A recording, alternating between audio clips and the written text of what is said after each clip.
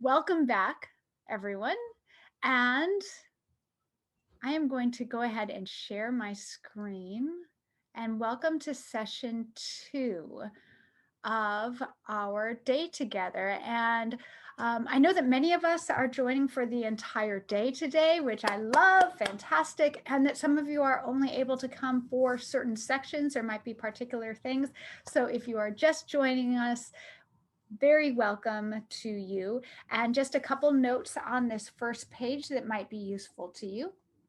First of all is that a number of the resources I'm pulling from are from the worksheets that you got, as well as are available on my my personal website, and that's www.sarahjtracy.com. Also from Get Your Qual On, this is my YouTube channel, and your library, thank you for the person who noted this, does have access to my Qualitative Research Methods book, or you may have a copy of it. And there's a number of things I'll be pulling from there. And Christina has also just put the worksheet again in our chat box.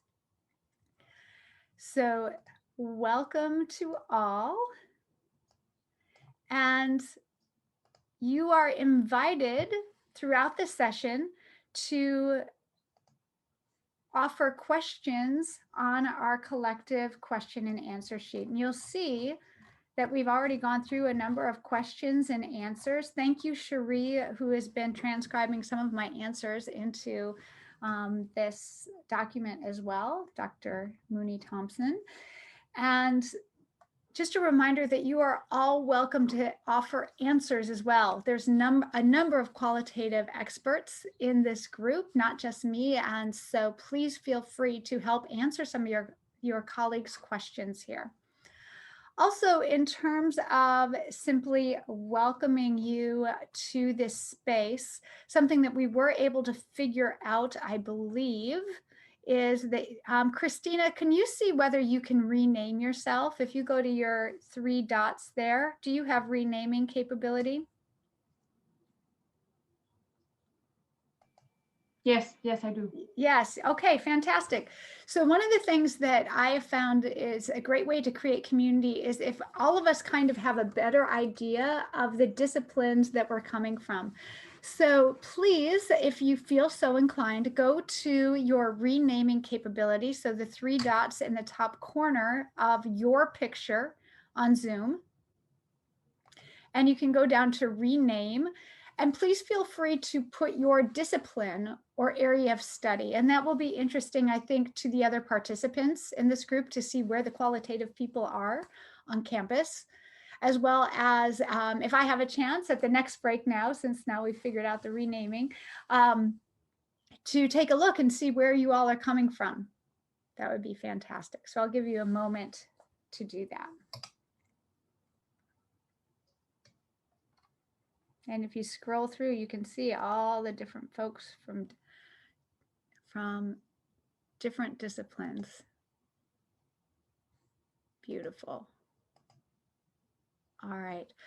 And then finally, in terms of welcome, you are welcome to show up as you are here today. If you would like to have your camera on, that is definitely welcome. It could make me to be a little bit of a better workshop provider. If I do see some faces, it gives me some energy throughout the day. And I also realize that we're all coming from different spaces. We might have to do a little bit of multitasking. Perhaps we have, a toddler or a baby on our lap, and that is fine as well. All are welcome, and you can have your screen on or screen off. And also, your furry critters are welcome. You might notice that my dog has joined in the background. So she's laying in the sunshine right now. She's quite happy. Okay. So with that, I think logistically we are set. Christina, is there anything otherwise logistically that you wanted to mention to our second session folks? No, everything's good. Fantastic. So where have we been in our first session? So in our first session, we talked through a phonetic iterative analysis approach. and beginning focused analysis. We also spoke through how to organize and prepare your data for analysis, and learned a bit about qualitative data analysis technology and deciding on that. And so what's next? Well, what's next is, if you were actually doing a study, is time for data immersion. So as you are collecting your data and organizing it and all of this, this is a time to marinate in the data as well. So that means listening to it, reading it, rereading it, getting to know it very, very well. The more that you know the corpus of your data, the better your analysis is going to be. And this is good news for those of you who are doing all of the data collection yourself. If you yourself have been doing the interviews, if you yourself have been doing the field work, if you yourself have done the transcription of your interviews. I know everybody thinks transcription is like the worst thing ever, but it actually is so, so helpful for good analysis, because you really get to know that data really well. One of my favorite things, and this is especially, I do this when I'm part of a big research team and I am not personally collecting all of the data, is that I get those interviews or even field notes. You can get them, so like written field notes are read out loud, get an audio version, and I put them on my phone. And when I'm doing chores around the house, when I am out for a run, or actually more of a walk these days, used to do more running, but I'll listen to the data, and then sometimes I'll make voice memos as well in my phone when I'm out and about. So I just really get to know it first. So immersion. And typically in a frenetic iterative analysis, I recommend that this data immersion phase starts about a half to 3/4 through the project, so that this is the time when you really start this focused analysis. It may be that you have done some listening and tweaking of that research question or tweaking of the interview guide along the way. We talked in the first session about how that's very common and actually a good practice to pay attention to what the data is saying, so that you can tweak your research design so it actually is shedding light on the most important parts, and you're really focusing in. There's a couple articles I wanted to share with you too, that I go over in my book, about how many interviews are enough. The more you actually shape your interview guide and reshape it to the emergent findings along the way, the fewer interviews you actually need to have to get to saturation. All right, so that's a little bit of a different topic than the slide, but I did want to mention that because somebody asked about the rigor of changing things along the way. Well, actually tweaking the research design to meet the data that is emergent is going to help you achieve saturation more efficiently. And for many of us, saturation is a mark of qualitative rigor, not for all paradigms, but for some. Okay. So this is where you should be reading, rereading, listening, talking to others. Okay, but then after you've immersed yourself, how do we go forward in analysis? And so this next session, our second section here, is really going to be focused on coding methods in qualitative research. And my approach pulls from a couple different qualitative territories in terms of how I typically recommend coding. And so first of all, what is coding? Coding is a system for capturing the essence of data and creating a unique contribution. Codes are short words and phrases that capture the essence of the data.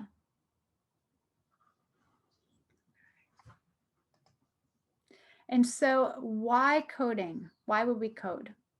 Well, maybe you've been with me long enough this morning to know I like food metaphors.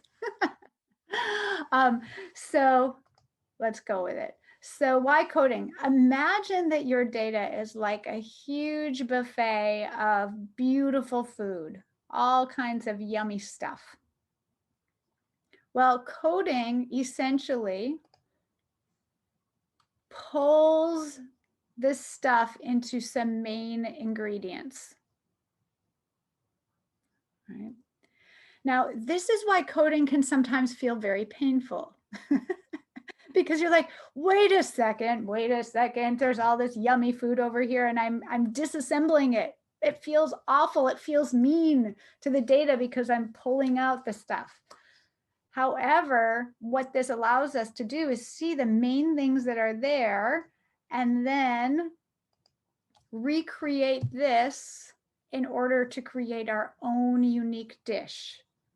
And this is a dish that never was over here, and that you get to add it, back into the research field. So coding provides a system for capturing the essence of data and creating a unique contribution. All right. I'm going to pause there for just a second and see if there's any questions that I want to attend to. Yes, software is out there for transcribing. In the chat, somebody was asking about transcription software. There's a lot of different ones. So many artificial intelligence options now. Otter TI is a really popular one.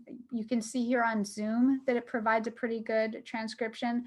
But even with most of these AI transcriptions, people do need to go back in and clean them up a little bit. Yeah. Great. Okay. So moving on, I do want to note too, in terms of coding, that you can have a good qualitative analysis without coding, but coding is a primary way to create analysis, but it's not the only way. Okay. Oops. Share screen again.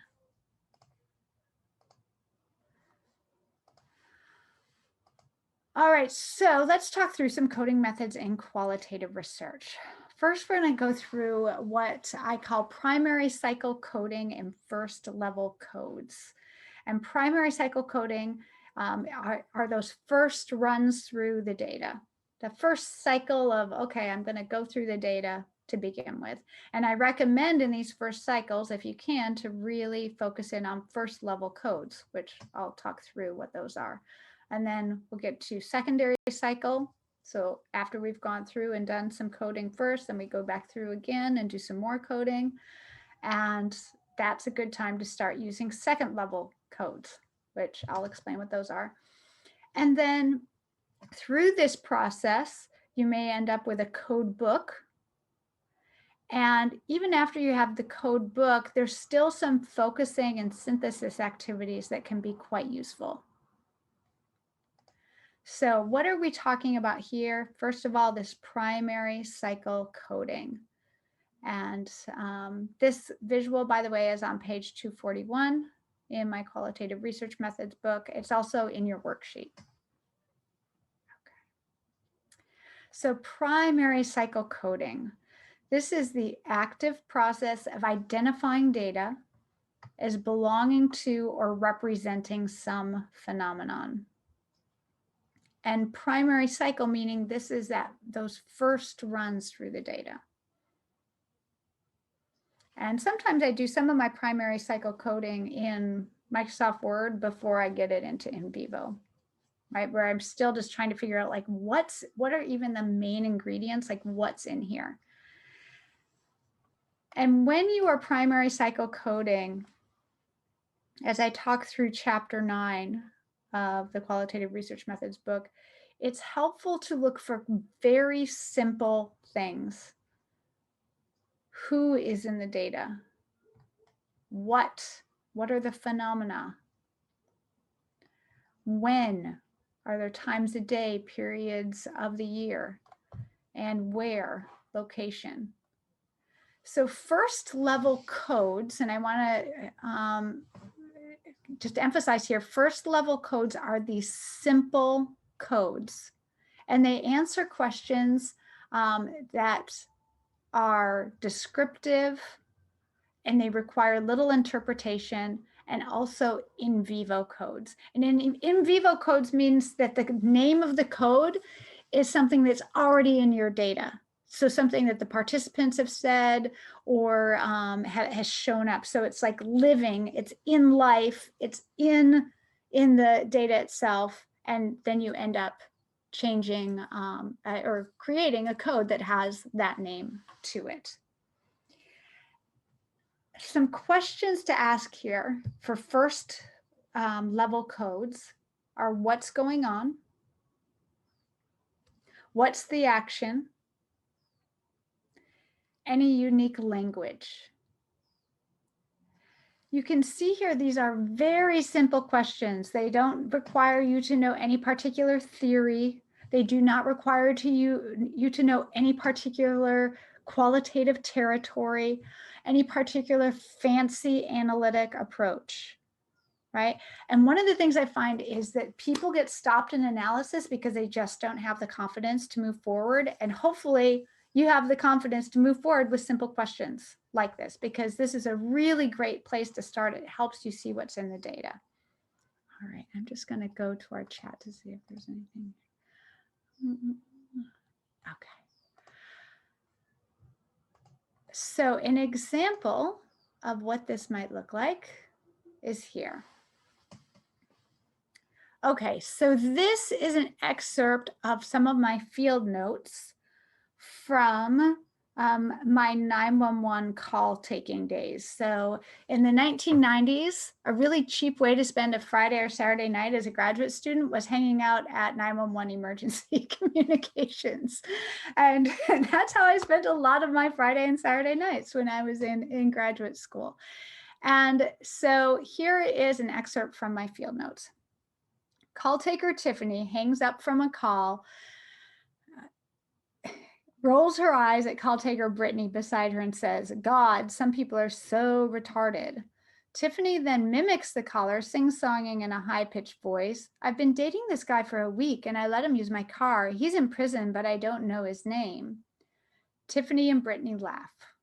Brittany goes on to tell a story about the schizoid who called earlier about his neighbor's sprinkler hitting the sidewalk. She said to me, "So many people call for things that are not real emergencies."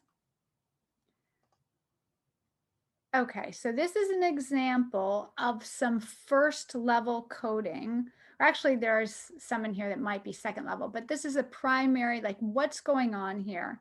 And it's basically just getting to the main ingredients. So you'll see my in vivo codes have quotations around it. Right, so retarded is not a term that I personally would use, but it's something that the participants said. And so I have quotations around it and it's there. Also, we see here what I would call mimicking. Tiffany mimics the caller sing-songing in this high-pitched voice. And then this quotation, "I've been dating this guy for a week and I let him use my car." So here is a code, and this is bordering on a second level code because sarcasm it does require some interpretation. So it's kind of moving toward interpretation, but sarcasm is what that line could be labeled with. And then laughing, Brittany goes on to laugh, tell a story. And then we see another in vivo code, schizoid, right? This is the language of the participants. And then finally, another in vivo code, real emergency. And at this point, I may or may not use these codes, but I'm trying to get it back to, going back to that visual right here, trying to get it to the main ingredients. So basically I have this field note that is this big platter, and I'm trying to pull out like what's in here, right? Who's in here, what's in here, when, where, you know, I could have put things like call takers, even gotten more simple. Okay. Now we're going to go and before we go any further, I want to introduce a case study as related to coding so that we can do some practice together. So this case study I'm pulling from, some of you may have read it before, but probably most of you have not. It is in your worksheet, a link to the article, and it's also listed here. And the case study is called Endorsing Equity, Applauding Stay-at-Home Moms. And these were our guiding research questions.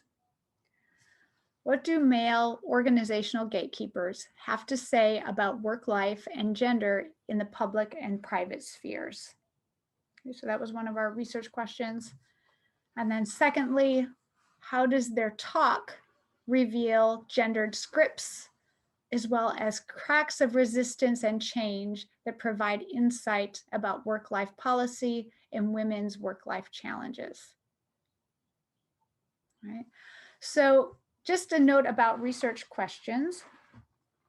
You can see here that this one is a little bit more exploratory and this one's a little bit more pointed, right? Research question 2, definitely we did not know was going to be what our research question was until we had been in the analysis for a bit and we realized that what we were seeing in the data were gendered scripts. And then, of course, in the lit review, you need to, we had to discuss theories that helped us understand how scripts are developed in people's language, right? And obviously the use of work life, gender would suggest that those things also showed up in our literature review, right? So our research questions kind of then hooked into our findings. So what did we find in terms of this study? This was an interview study and it was a very small, it was with 12 male interviewers, but because so much of the work-life balance research had been done with women up to this time, we were able to get this published in a pretty high impact journal in communication, even with 12 interviewees, because we had a sample that was quite rare, and those were male executives. So what did we find? The data overwhelmingly indicated that the male executives espoused equity for both their male and female employees in terms of possibilities and so on at work. However, what we found through the study is that they held enduring gendered scripts and practices that applauded stay-at-home moms. And so let's look at the coding process in action that allowed us to get there. Okay. So first we're going to do some primary cycle coding practice. So remember 3 or 4 slides ago in that 911 slide, emergency communications, I had on the side ideas of codes, the main ingredients. What I'm going to ask is that you take a moment and read over this slide and practice with putting some first level codes next to it. Things that are quite simple: who, what, when, where. Just the main ingredients. I know as scholars, we love to push ourselves to this space of like, you know, theoretical, but start simple. So take a moment and make those comments for yourself. And then in a moment on my say so, I'm going to ask in the chat box that you provide examples of some of those codes, but don't do that yet. So just read it on your own and come up with some codes. Okay, so at this point, please place an idea of a code or 2 or 3 into the chat, and we'll see what everyone has come up with. All right, so we have some main characters here. Moms, stay-at-home moms. I don't think I saw anyone put wife in there, that stuck out to us, that they were talking about their wife. There we go. Yeah. Yeah, we have babies. Yep, fantastic. All right, great work so far. And we also had an earlier question in the chat about whether it's necessary to go line by line and to have codes for every line. No, it is not necessary to do that. In grounded, original conceptualizations of grounded theory, the idea was that you did do line by line coding to really get at the detail of it. But you can be either a lumper or a splicer. And if you go more detailed early on, it usually makes your analysis maybe a little bit more rigorous and easier down the line. But you can also lump stuff and go from there. And there's some people who lump it and then do really pull out key aspects of their data for different papers. So in our COVID study right now, for instance, we pulled out all the material that had anything to do with metaphor first, and that we started from there. We just lumped all that, and now we're doing the more detailed coding on just that section. Right? So we're not doing a grounded study. We're not analyzing all the data together. Okay. All right, well, let's see what we created for first level codes. So here is an example of a few of our first level codes.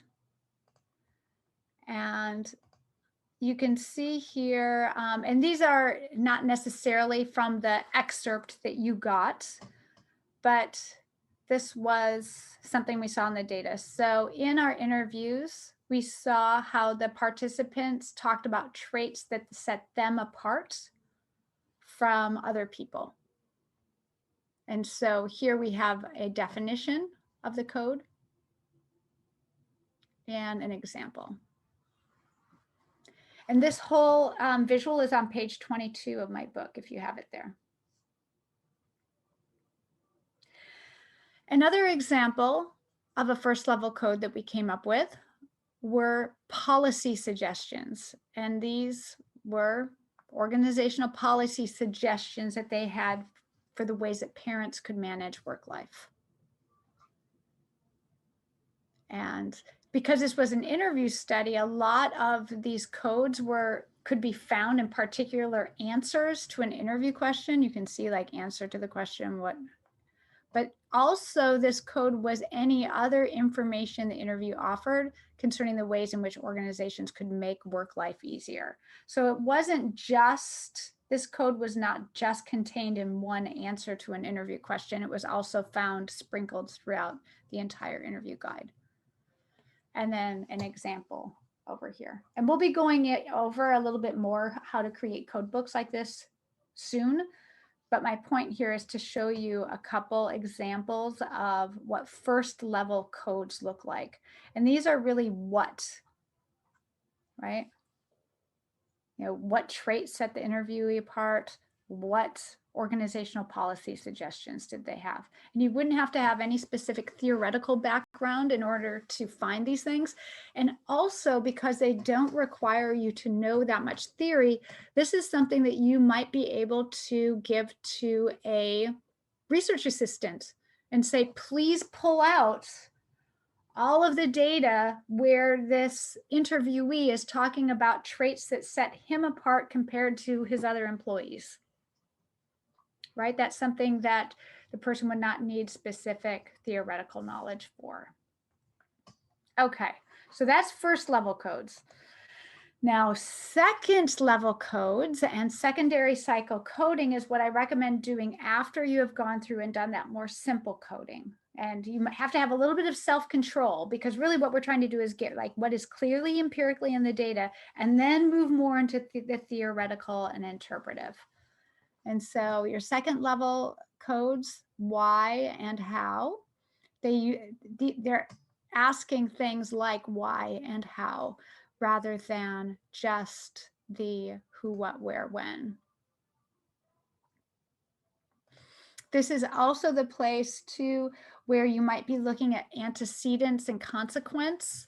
So for those of you who are interested in causation, this is where you might start looking at like, oh my gosh, am I seeing one code and then something else over and over? Like, is one thing consistently happening before another thing? This also in secondary cycle coding might be a space where you start hierarchically grouping your codes, or for those of you who know the term axial codes, right? You know, the middle and then the spokes coming out. So after you have your first level codes and big long list of them, you may end up grouping them in certain ways in the secondary type, in the secondary cycle, but waiting until that secondary cycle to do so. So second level codes tend to be more theoretical. They tend to be constructed, like you might have to come up with the name yourself of what you're seeing. Like you might see a phenomena and be like, what is this? Like, what is the name of what's happening here? This might also be the time when you come up with those hierarchical or axial coding families where you start to put them together in certain ways. And antecedents and consequence. All right, I'm going to take a moment and just look and see.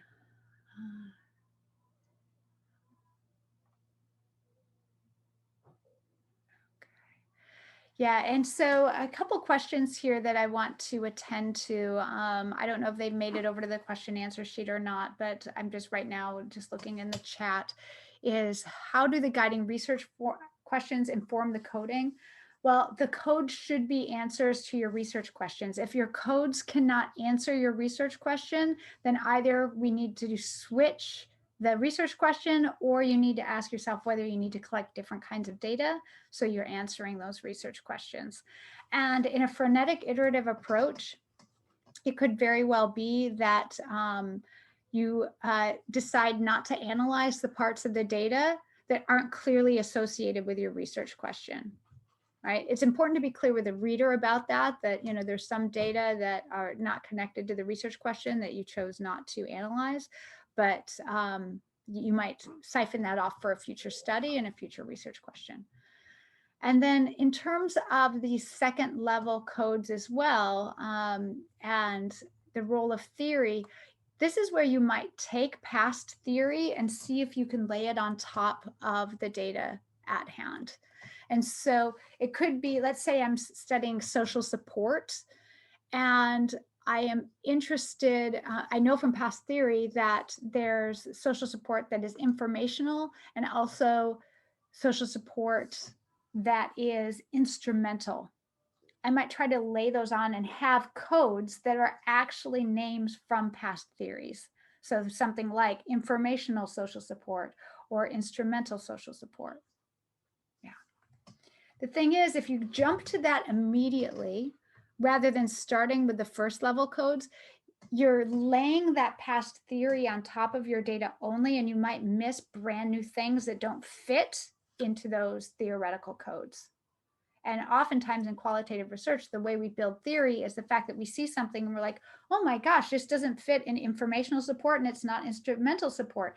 There's a whole new type of support here, and it's called communal coping. It's what happens when we do it collectively. And if we look at theories of communal coping, it was like it emerged because in part the past theories of social support didn't make sense. And so we had to be paying attention to what's happening in the space at hand. Okay, so let's practice with some secondary cycle coding practice. So here is where I want you to get more theoretical and constructed, and you might start bringing in some disciplinary terms of what you think is happening here in this space. And so spend some time on your own. And do pay attention as well of the question and the answer. So here we asked our participants about org policy, right? And then this is how this participant answered. So what is happening here? Beautiful. So fantastic work, really great. And what you can see here is that these second level codes are more subjective. They require some interpretation. They also sometimes turn into claims themselves, like little mini sentences. And there's something that you would not be able as easily, for instance, to toss off to a research assistant and say, every time you see an example of work-life policy for moms rather than dads, code it with yellow, right? It requires this interpretive leap. And it's so important to wait to do this until you do that first level coding. So you have those main ingredients and the stuff that's very close in the data first. So you have that to help support the second level codes. Now, there are a few of you here that really were thinking the same way we were thinking in terms of what we were seeing in terms of second level codes. But before we get to my second level codes, what my author and I used with this, I want to emphasize that any set of data could have a whole set of different codes. And it really depends on your research question and your disciplinary background for what you're going to see as the things that make a difference. So remember what our research question was. I'm going to go all the way back to what our research questions were. Right, so just as a reminder.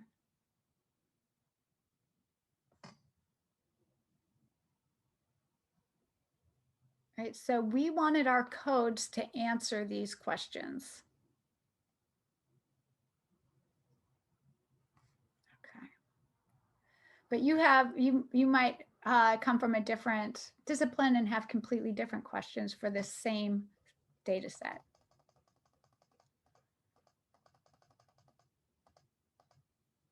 Okay. All right, so here are some examples of our second level codes. And this is something that many of you picked up on. It took us a long time. So going back here, it took us a long time to figure out what was happening, because over and over we saw when we asked about organizational policy, the participants answered by talking about their wives and their family. Right? So here we ask about policy and he starts talking about what he wants with his wife. And one of you mentioned in the chat that basically, this is personal, that work-life policy is personal. What we ended up calling what this was privatization of work-life policy. And you can see here that that kind of code, it is constructed, meaning that nowhere in the data itself would I be able to turn to a research assistant and say, will you please highlight in yellow all the stuff that you see privatization of work-life policy? I would really need to work with that person or do that analysis myself after we really talk through what does this mean. And so we talked about how this means that when asked about work policy, interviewee provides an answer about their personal beliefs, practices, experiences, and situations. Right, and here is an example.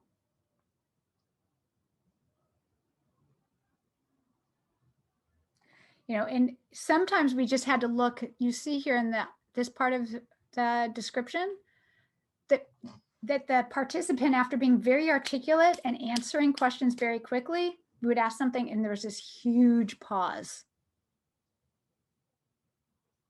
Right.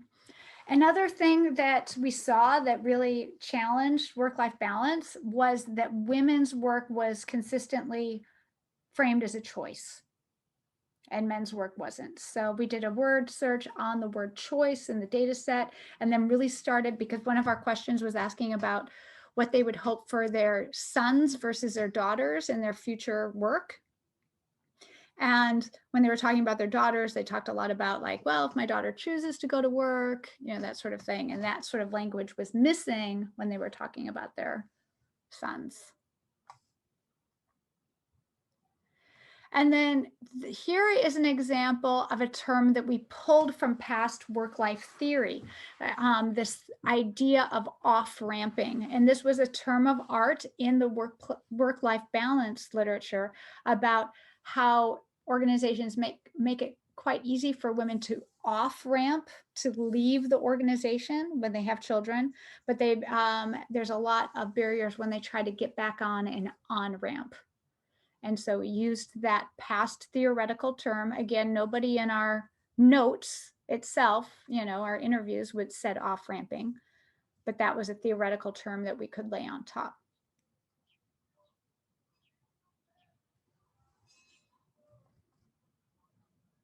Okay. Let me just look at our time here. Okay. So, well, I coded it. Now what? I have a beautiful code book. Now what? Before we go forward in focusing in code books, though, I do want to take a moment and go to our question and answer sheet and remind you that it is there and available. If you have any questions about coding, go ahead and take a moment and you can write it on our sheet here. And I'm also going to just take a breath here and take a look at the questions and then respond. Okay, I'm going to start here with Jessica's question. I'm going to start here with this question. I'm not sure who it's from. Some of your secondary codes sound like themes. Can you explain the difference? Well, one of the things that happens when through my career of doing a ton of qualitative research writing is that we find that people use a lot of terms interchangeably, but then are very, very strict about this is what it means. So if you read widely across disciplines, you will find that the same word, code, theme, and category have all been used to mean some of the same things, depending on who you're reading. Now, you might read somebody who says, no, you can never use that word. A theme comes from the data and a code comes from outside. Well, if you read widely enough, those terms are used interchangeably along the way. And so I'm not sure the person who has written this, but just a note to say it's important to say exactly how you are using the words, how you are using the terms, and to cite the sources, because depending on who you're citing, they're going to use some of these terms interchangeably. But some people have very strict ideas about how the terms are used and that their way is right. And most of the time when they have that, it's because they haven't read widely enough to know that actually different people use those terms in different ways. Okay. Let's see. I'm going to go back to this question. How does first cycle relate to deductive, inductive? Similar, how do first cycle coding and second cycle coding relate to opening coding and a priori coding? The person who wrote this, if you are on and can unmute yourself, are you available? Are you wanting to speak? Okay, I was going to hope to ask for some clarification on that. It sounds like you're referring to, different ways that different people have talked about maybe some of the same steps that I'm recommending here. And so first cycle coding is the way that I use it is going to be largely inductive, that we're going to set the past theory aside. We might consider our research questions, but we're really going to look at things that are in the data itself. And that second level coding that I recommend doing in the secondary cycle, waiting a little bit to do that if you can, is going to be more pulling from that past theory. But one thing to differentiate in my approach is that it is possible in that first cycle of coding to still use second level codes, deductive codes, right? I recommend waiting to do that just so you're not pushing past theory onto your data. But if you can't help yourself, in that first run through, perhaps you start using some of those second level codes. Okay. At what point do we need to come up with a theoretical or conceptual framework in qualitative research? Do you usually have it in mind when you design your study? I typically have a area of literature or sensitizing concepts that are helping shine a light on different aspects. However, I personally, as Sarah Tracy personal researcher, oftentimes I start with that dilemma in the field, as we talked about in the first session, this research approach where, and Lily says hello, um, where it's like, what is a problem? What is the issue that is happening in the field? All right, hold on for a second. My husband has gone to a chiropractor appointment and my dog needs to be let out. So give me just 1 second. Okay, I'm back. Okay, so that theoretical framework does not necessarily need to come in right away. Does that answer the question for the person asking about the theoretical conceptual framework? I know there's a lot of people who get kind of caught up on that. Any follow-ups on that?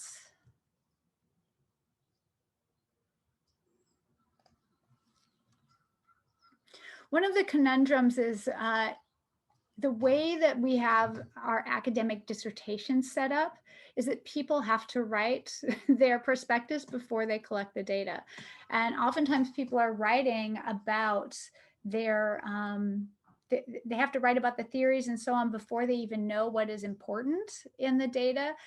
And so my recommendation, if you're doing a qualitative study or if you're a supervisor of a qualitative dissertation, is that you require a quite open-ended prospectus with a lot of sensitizing concepts, theories, ideas, and then when the data is collected, that then that first part of the dissertation with the theories and so on really gets focused in. Yeah. Okay. Some other questions here. Is there a hierarchy system in the level of codes? Jessica Lee, are you available to expand on that question a little bit? Yeah, I'm just thinking that are like the way you present it, first level and second level, is there connections or the hierarchical system in terms like the first level, you're looking at more broader semantic areas, and the second one, you're trying to divide them to more, like the example you use, maybe a policy, procedural, or something. Is that kind of, is there any type of relationship in there, or there's not like divided like that, kind of when you present first level and second level coding practices? Yeah. Well, first of all, it's an arbitrary difference between first level and second level. Like I'm trying to organize it and I put those labels on it to help teach qualitative data analysis. However, there are some codes that might, is sarcasm, is that a first level code? Is it just in the data itself, or is it a theoretical idea? I mean, you do need to know something about humor, and that even if it's like a lay knowledge of humor, but it's a more advanced knowledge than maybe a child would have to be able to label something as sarcasm. So there's not a clear break between first and second level. Most people, when they're publishing, aren't going to create, if they're asked for a code book as an appendix, are not necessarily going to have first level versus second level divided, but it can be very helpful, I think, analytically in the background for folks to have them separated so they can be clear, like, okay, what's in the data itself versus what am I bringing in terms of my interpretation and my theoretical analysis of this data. And then going back to your question about hierarchy, there is not necessarily a hierarchy between first and second level, but you might do, when you're doing secondary cycle coding, that might be the time when you start grouping your data into families. So maybe you had in your several first level codes, like in my 911 data, my question was, how do people manage their emotion through communication? And so I had codes like they joke, they tell stories, they have nonverbal sort of eye rolls, and so on. Those three things might then be grouped under emotion labor. And emotion labor itself could be considered a theoretical second level code, right? Emotion, and I could label everything with emotional labor, right? But having those first level codes underneath in that family really connects them. So I guess in that way, sometimes those first level codes end up being part of the family for the theoretical code. Does that help? Yeah, thank you. And then a follow-up question, if yeah, I think you actually said a little bit about it. Is first level is generally, I'm sorry, is inductive, is generative, right? The second level is based on the theoretical framework. If you have one, will become a more of a deductive process than to possibly deductive yeah. if you're pulling from past literature. But going back to my example of the code privatization of workplace policy, Mm-hmm. that wasn't deductive. We didn't pull that from past literature. We constructed it ourselves, but it's still theoretical. Mm-hmm. Yeah, I want to test like a little process I use with my student with you. I generally ask them if they have a kind of determined theoretical framework or kind of a framework they're using. Mm-hmm. And if they find anything new which doesn't fit, I ask them to put in a parking lot. Okay. Like they'll just put on the side and then they just accumulate this thing on the side. And then they can come back and then looking at the parking lot, and that's often where the discovery will be. Is that kind of that? I love that metaphor. That's beautiful to put it in the parking lot. Yeah, that's I think that's a great technique.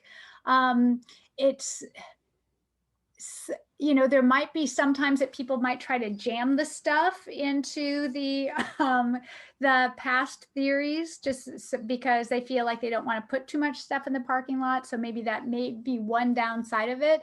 But Mm-hmm. that's where in the parking lot, then you could come up with those more theoretical second level codes, but you can see how those are still inductive, right? Because they come from the data itself. Yeah. Yeah. Yeah. Fantastic. Thank you. Yeah, thank you for sharing your technique. I love that idea of the parking lot.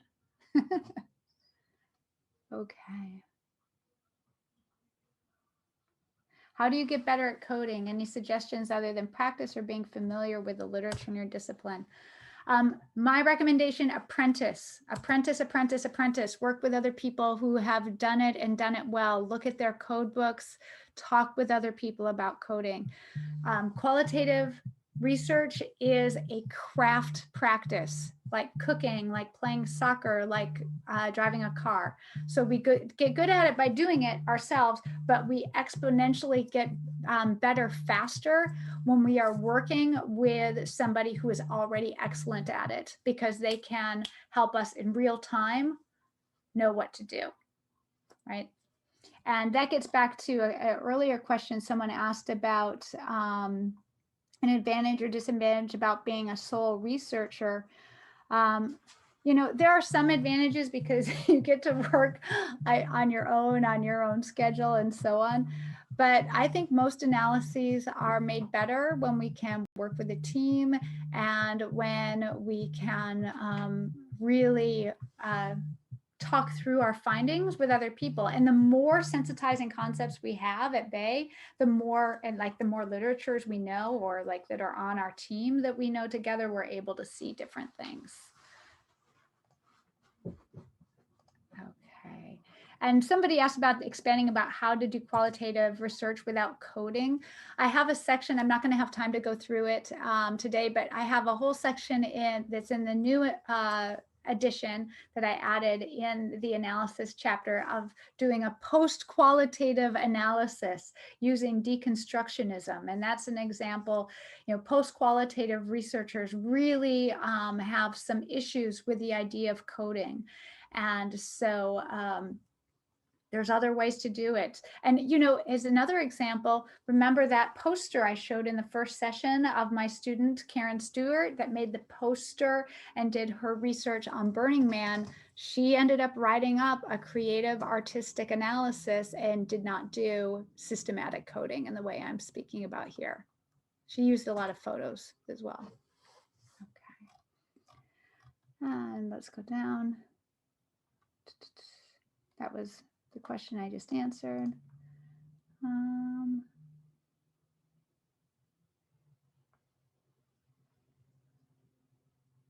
I might return to this. Thank you for that question.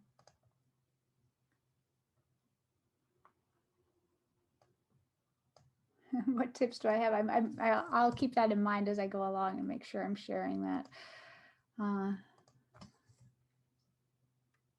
Intercoder reliability analyses. We're going to get to that a little bit. Are we going to get to that? Oh gosh, I have lots of opinions on intercoder reliability. I think to be short, and I have a whole section in my book on intercoder reliability, whether you need it, whether you don't, but all studies do not need intercoder reliability. Intercoder reliability is only important if you're asking post-positivist questions where you are claiming that there is a there, that there is a truth. You want to be able to say, these are the 4 main ways that people did humor, right? And people agreed on those ways.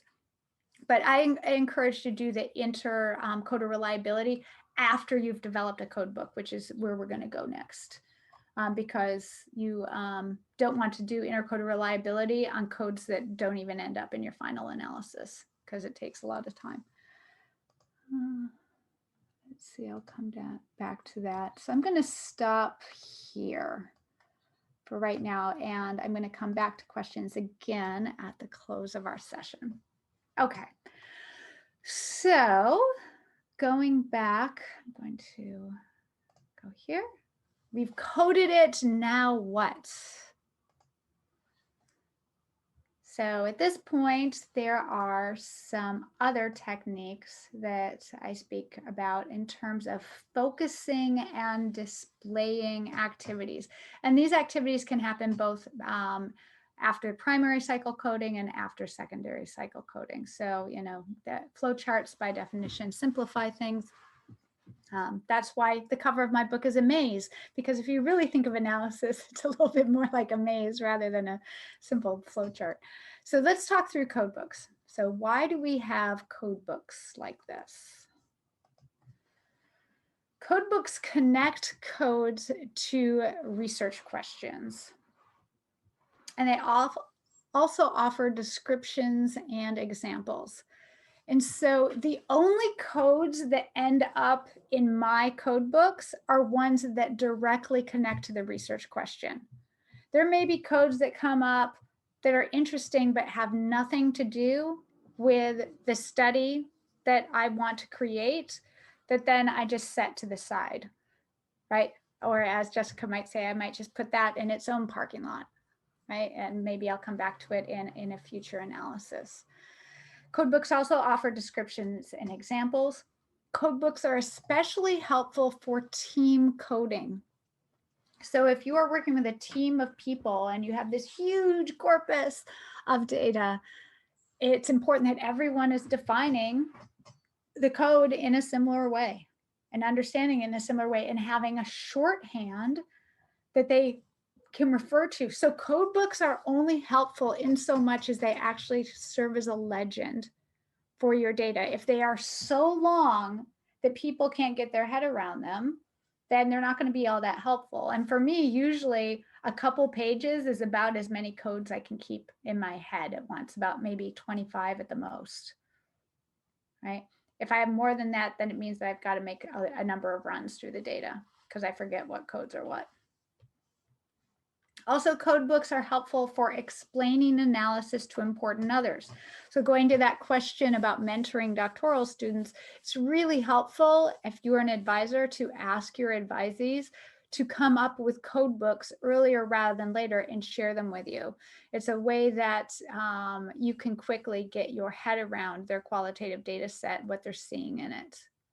And it's a way for you as students to explain this analysis to others. And some journals do ask for excerpts of the code book or an entire code book. They usually don't make it to print because there's just not enough space in the journal, but sometimes they're asked for early on.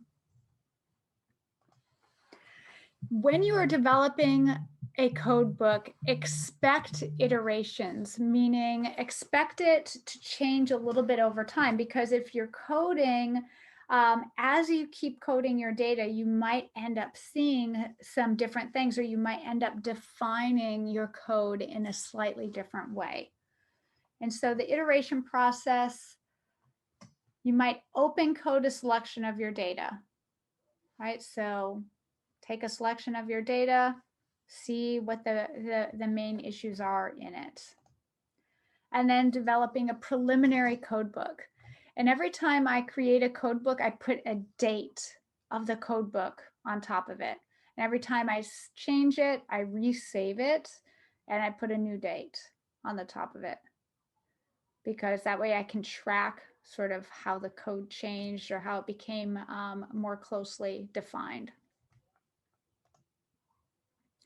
And then take this code book that you've developed and road test the code book on more data.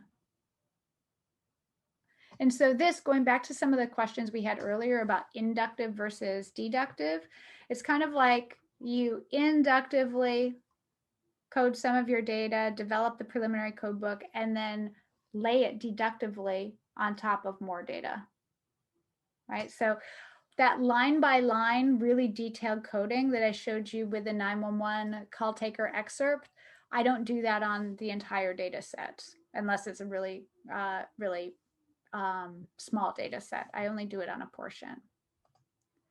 So then revise if that road test suggested that you needed something else, and then road test again, revise, and repeat until you're satisfied. Right? And for me, satisfaction means that I am answering the research question in an interesting way to the audience that I'm trying to speak with. So for some reason, for some people, until you're satisfied means until you feel like you have saturation. That's another space of ending. But my feeling is if you have created a code book and themes and notions that actually answer your research question in a way that will be an interesting contribution to your core desired audience, then that suggests that you're ready to go. And then use that final code book to code the rest of the data.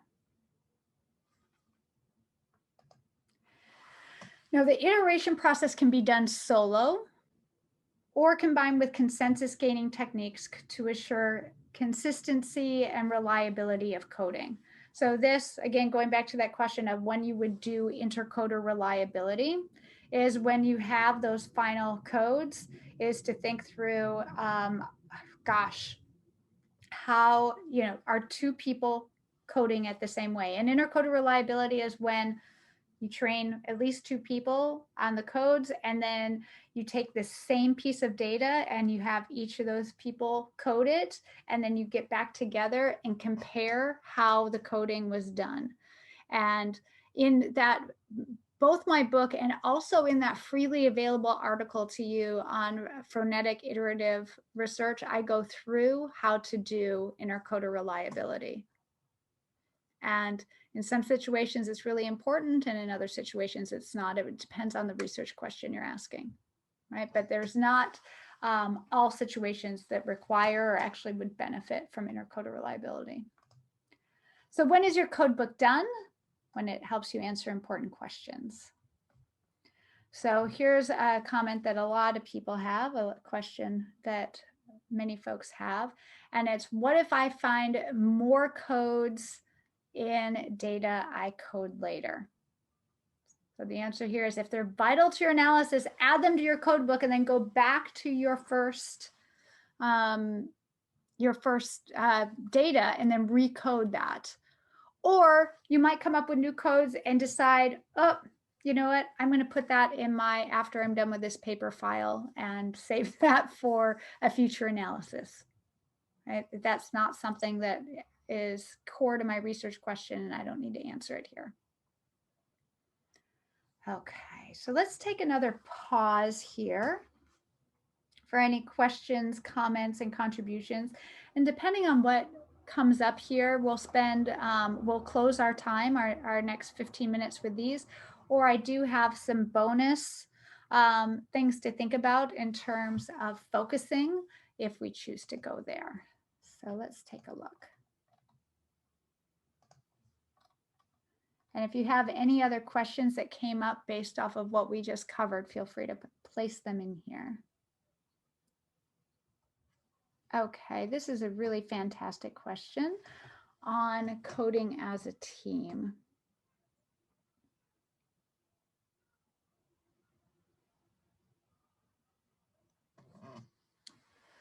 So here are some recommendations. When you are first gathering the data, my recommendation is that all the team members are listening to parts of it and generating answers to that general question of what is going on here. What do we see happening in the data? And so with this interview study I'm doing with a team of 6 others, we all would meet every week.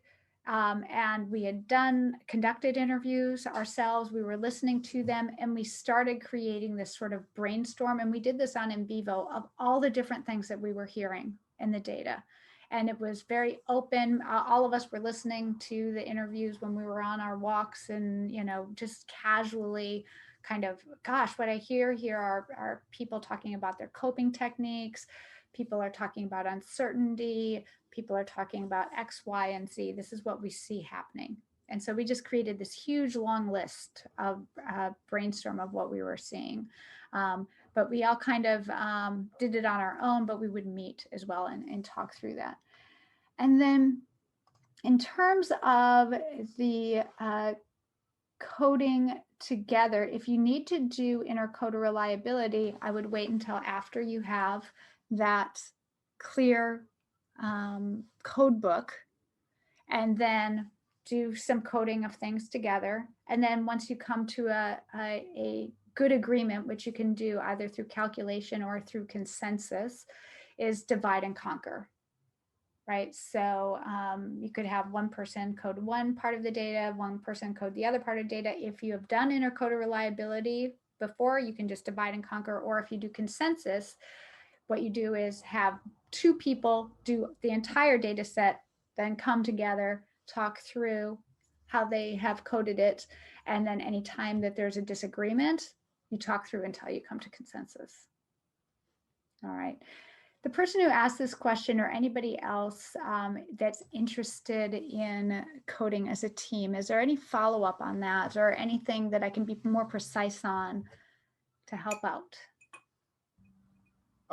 Yeah, my name is Saad Shahab. Thank you, Dr. Sarah, for the amazing answer. Sorry, I forgot to put my name.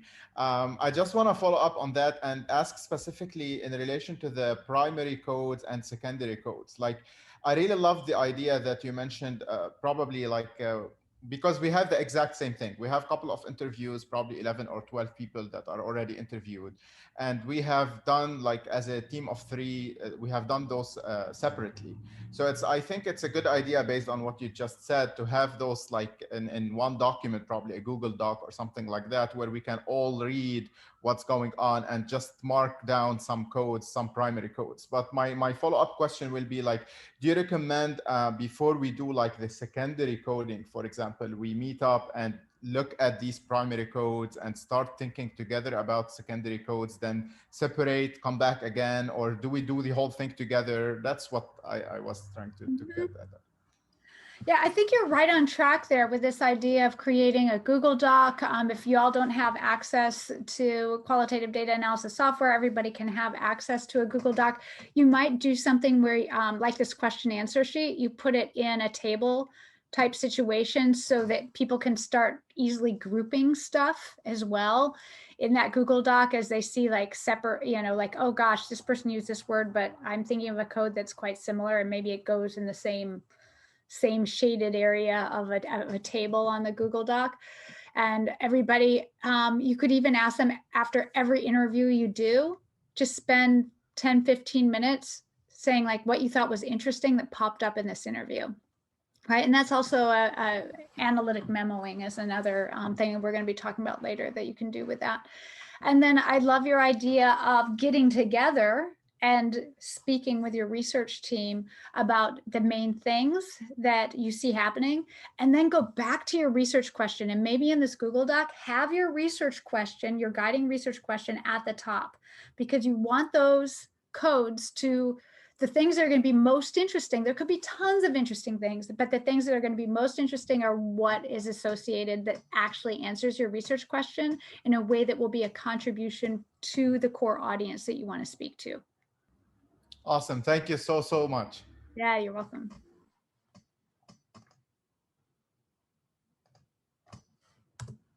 Suggestions for analyzing non-textual data, images, pictures, drawings. So yes, I have used drawings in my own data analysis, and in some ways I have coded them. So I'll give you an example. With some colleagues, we asked the question, what does workplace bullying feel like?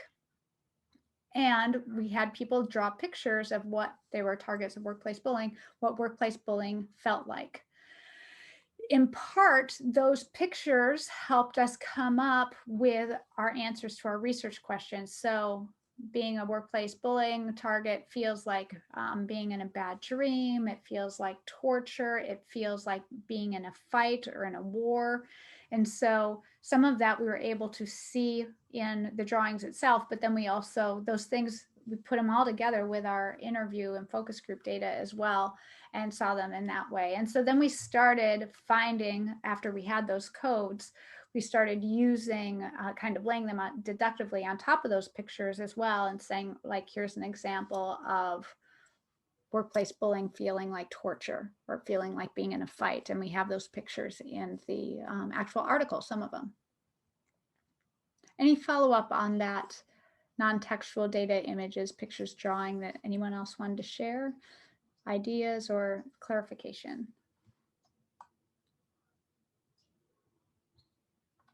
Okay.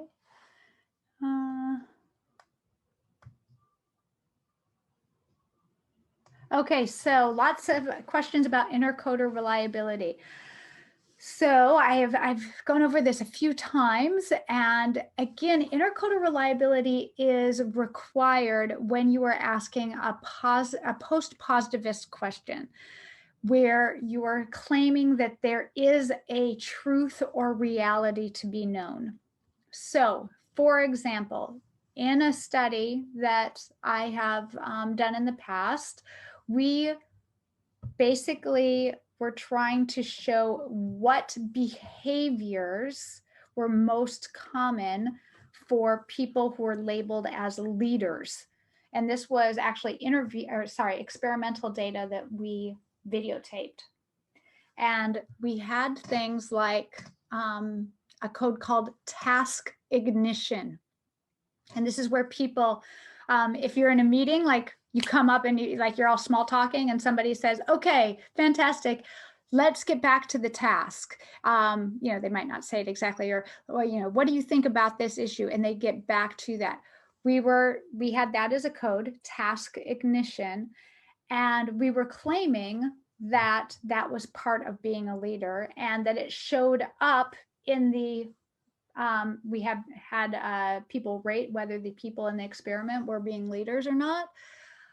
For us to show and make the claim that the people who are called leaders the most do that more, we had to have two people agree that that was task ignition, because that's a post-positivist claim.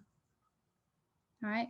Now, take that in comparison to the male voices study that we've already gone over, where we were asking, like, what cracks of resistance and what scripts do male voices, male executives show in order about work-life balance, right? We are just interested in anything that shows up We're not suggesting that it happens more with some people and less with other. There's not a quantitative aspect to that. And so Kendra and I, we did do some work to make sure we understood the code book in similar ways, but we did not engage in this sort of rigorous intercoder reliability because the question we were asking was not one where having that would actually improve the rigor of what was being seen. And in fact, sometimes it can be very interesting and important that two people are seeing the same piece of data is somewhat different. And that's natural because we have different backgrounds. And so sometimes we would disagree and, you know, that was fine as well. So I know there's lots of questions about intercoder reliability, and depending on your discipline, it may be that you have to have intercoder reliability in order to publish. If that's the case, I give you techniques for how to do that. You can do it through consensus or through this sort of comparison, and those are available again in my book and also in that phonetic iterative data analysis article. What are some good resources for improving our qualitative coding if we're in a department that mostly focuses on quantitative methods?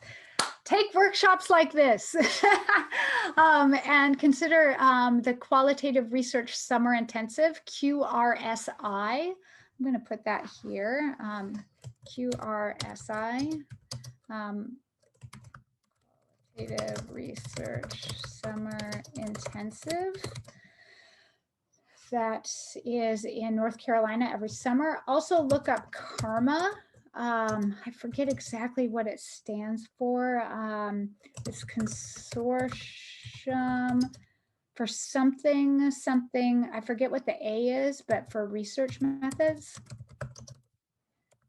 I forget what the second A and the last A is, but if you do a search on that, they have courses. I've done workshops for them. Look around into other schools and departments to get your training. Also, you might follow, feel free to follow me on Twitter at Sarah J. Tracy. I post when colleagues of mine are doing workshops, and there's some really good communities on Facebook and other social media places that are all about qualitative research methods. And so those are some ideas there. Christina, are there any other suggestions you would give in terms of the University of Illinois about resources for improving qualitative research? Unfortunately not.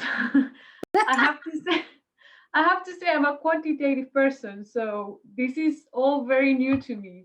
I'm happy to look around and provide a list if needed, but right off the top of my head, I don't know.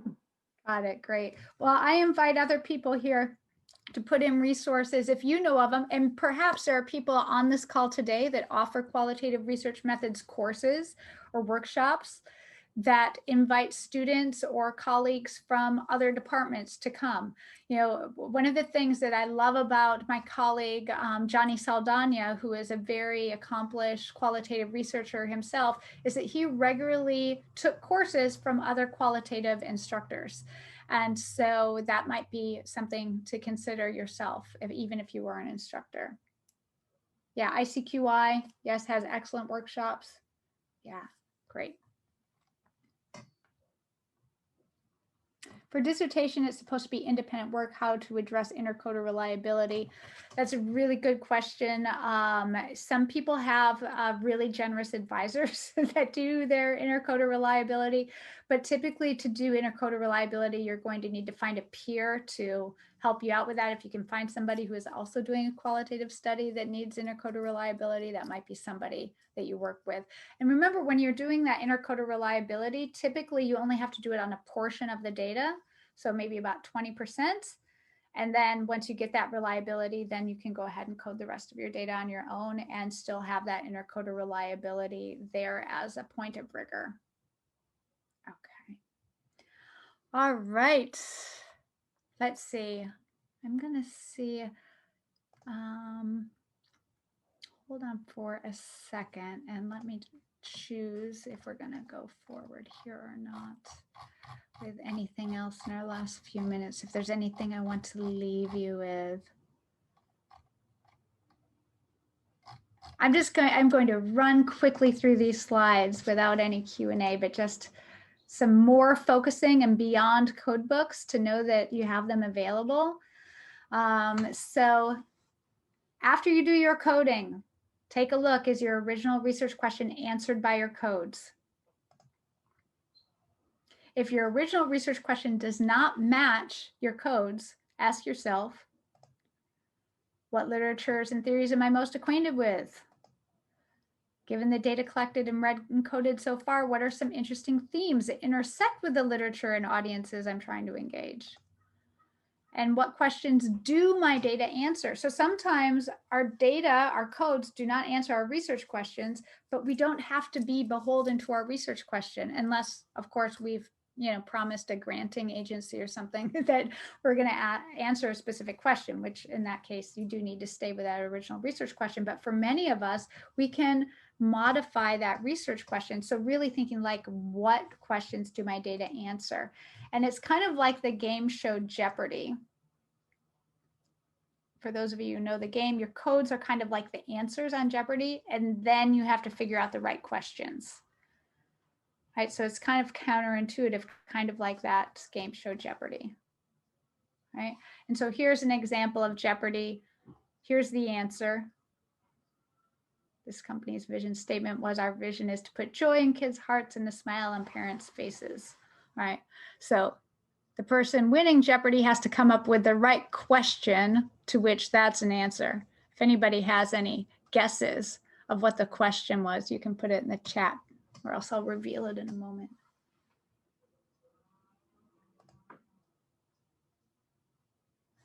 So the question is, what is Toys R Us? Oh, poor Toys R Us just went out of business. So keep in mind too that later coding often relies on existing theory and guiding research coding, research questions, and early coding is more emergent. So the early stuff is more inductive, the later is more deductive. All right, so first we're asking, what does the data provide? And then later we create our code book and we kind of lay it on top of the data. And so where do we go from coding? Is I have some other activities in the book on focusing the data analysis on page 224. So if you're one of those people that's on the call today, that you've done your coding, but you're like, oh my gosh, I don't know where to go next. We have a code book, but I'm trying to figure out what to do with it. Also, loose analysis outlines, page 230, analytic memos, page 229, and claim making heuristics. And that is where we're going to be going in our third session after lunch, is claim making heuristics. So I am going to stop there for now. Thank you all for your attention over the last maybe 3 hours, maybe just you were here for the last session. And I wish you a beautiful, wonderful lunch. I'll take a look to that Q&A document. Maybe while I'm nibbling away, I might be able to connect to a couple more questions there. You've been a fantastic, engaged group. And I look forward to seeing you this afternoon.